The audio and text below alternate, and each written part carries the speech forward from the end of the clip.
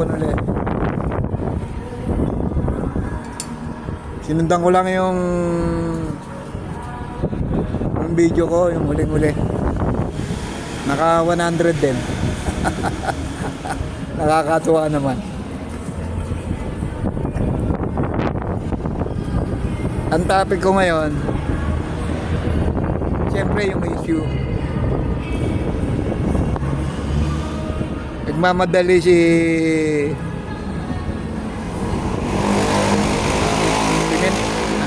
Pimentel ay impeach na raw.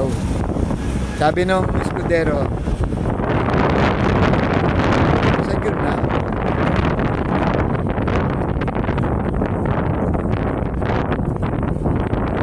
Pero ngayon talagang wala nang baba sa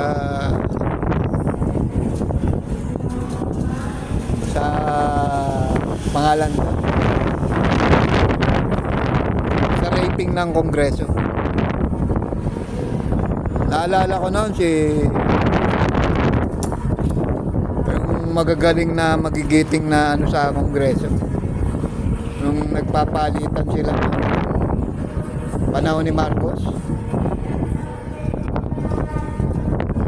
Pero magagaling na magagaling pa lang senador. Kasi noon yung parang hindi masyado yung Kongreso. Naalala ko noon si Tolentino Pero huwag na nating yun. Yung Kongreso ngayon ang napakababa. Kasi ang nakikita ko, nagkakampihan sila against Sara. Halos lahat Nag-isip ako ng rason. Bakit? Yung pala sa budget, tama yung hula, tama yung ni Magalo na pag hindi ka kumampi, wala kang tupad, wala kang hakap. Di ba mali? Kasi ang alam ko sa Kongreso, batas. Wala silang dapat sa budget. Kung halimbawa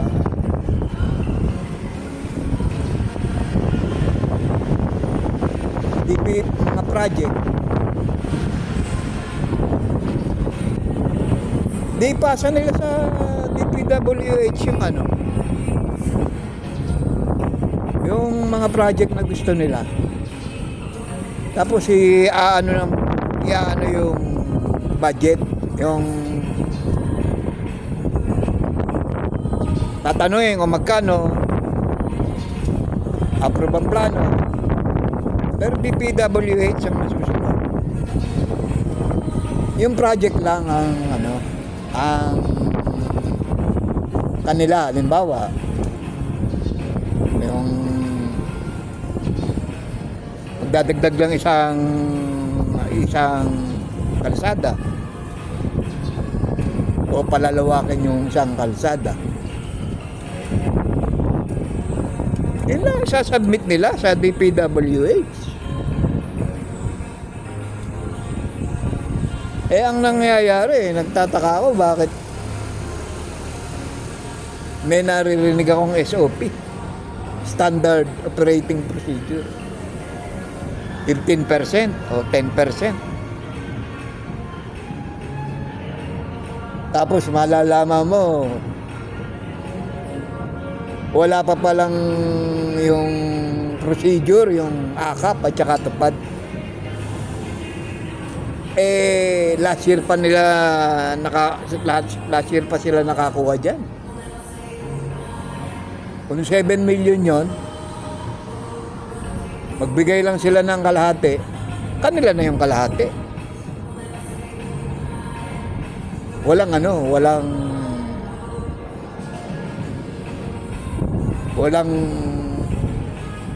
yun? Balance, check balance. Kaya pala kurap. Kasi ang budget tulad niyan, may insertion. Ano sasabihin ng Supreme Court yan? O ng pangalan nito, ng ombudsman? Pwede ba yun? Iahabol yung sa budget. Di ba pagka nagpagawa ka ng bahay may presyo na kagad yan? Sabihin ng architect, 4 million. Ihingi mo lang naman yung itemize. Pero ang kausap mo, architect.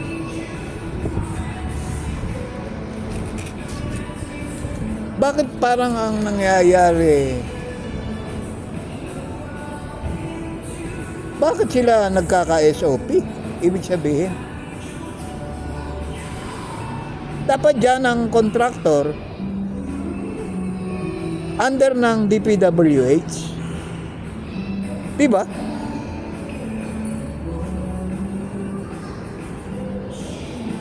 Bakit may SOP? Ibig sabihin paano nangyayari yun?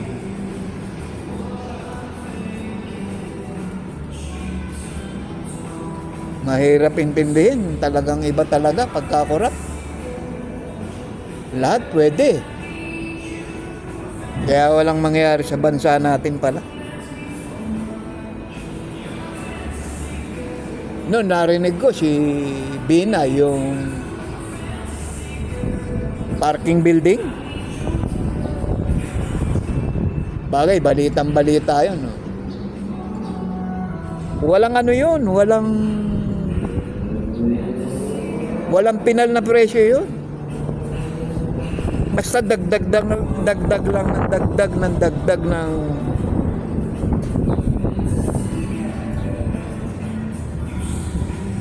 pondo.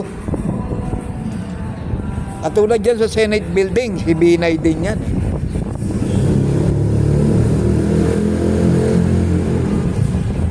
Wala. At saka yung narinig kong sa YouTube, lahat naman sa YouTube yung sinabi ni Sara na 5 billion sa DepEd ang paggawa ng building. Tapos naghihingian daw yung mga congressman na hindi siya pumayag. Naging 19 billion ang budget. 5 billion Ewan ko kung namamalit mata ko nun, pero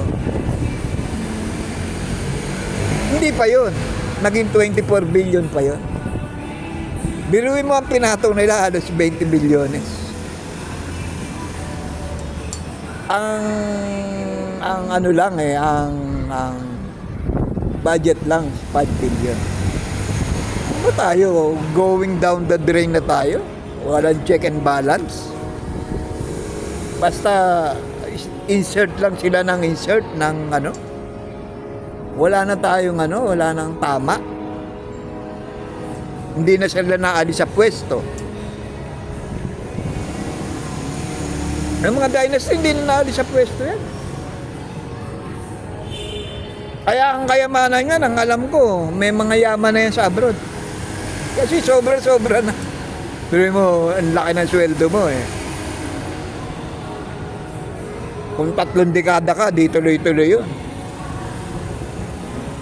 Tapos ikaw lahat ng desisyon sa project. Pera pa yung SOP. Anak ng puta. Kaya ayaw bitawan yung pwesto. Kaya ang to top base, talagang walang pag-asa Pilipinas pala. To top it all, ibig sabihin, sobrang corrupt natin na parang walang gobyerno. Talagang kailangan itong botohan na to, puro Duterte tayo. Kasi ano na yung talamak. Alam mo yung talamak? Ayaw na umalis sa pwesto, kurap pa, makapangyarihan pa.